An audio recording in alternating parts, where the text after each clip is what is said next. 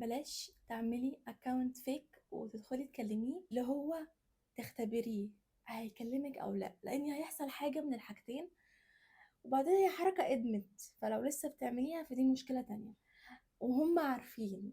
اوكي، هيحصل حركة من الحاجتين.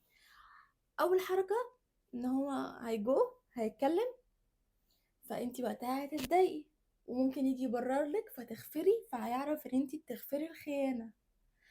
رقم اتنين، هيتغر في نفسه. انتي بتقولي له ان في حد عايزك وفي حد بيحاول عشانك، وده كمان لو انتي اختبرتيه وما قلتيش ان انتي اللي عملتي الحوار ده، ان انتي اللي عامله الاكونت الفيك ده وان انتي اللي عملتي كده، فوقتها هيحس ان هو ايه ده. وكمان لو حتى صورة بنت حلوة والطريقة، هيتغر في نفسه وهتعملي له قيمة. فانتي في الحالتين خسرانة. اختبار العلاقة واختبار الخيانة ليها حاجات كتيرة جدا غير ان انتي تعملي اكونت فيك.